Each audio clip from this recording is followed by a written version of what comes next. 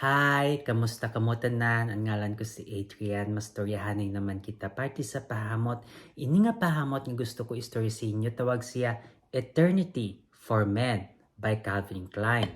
Udi parfum ni siya. So panglapit ni siya si imo nga lawas mga isa ka braso kalayo bago ka masimutan. Tapos pang-init ni siya pang adlaw. Ang temperatura nga angay para siya is between 70 degrees Fahrenheit to 90 degrees Fahrenheit o kung 21 degrees Celsius to 32 degrees Celsius. Tapos kung simutan ni siya, balansado ni siya klaseng nga pahamot nang wala gid isa ka nota nga galupok ng stand out nga nota. Wala man gid nabilang tanan nga nota masimutan mo, no? Ano lang gid siya balansado gid siya nga timpla kag amo na siya kanami. Te, ano ang iya nga mga nota? For the top, we have lavender, lemon, bergamot, kag mandarin orange.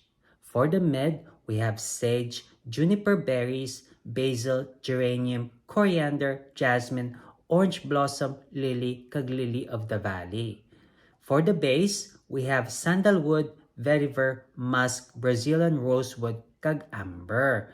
No, balansado lang gid siya tanan bisan damo iya nga nota do wala ka gid yang masimutan nga ay amo gina siya, amo gina siya, amo gina siya. Siguro isa-isa masimutan mo pero hindi gid nang sado ka kusog kag hindi ni siya sado ka kusog man nga pahamot no nang kung ako si imo tagduha ka spray sa isa ka area no kung duha dire duha dire duha dire na amo na siya no kag pang-adlaw ni siya hindi ni siya sa pagtugnaw kag kung sa tanan nga Calvin Klein nga pahamot do amo ni siya bala nga akong paborito mo no mabalaan ta lang na.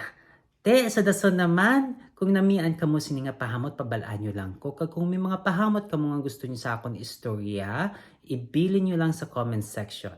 Sa dason naman, bye-bye!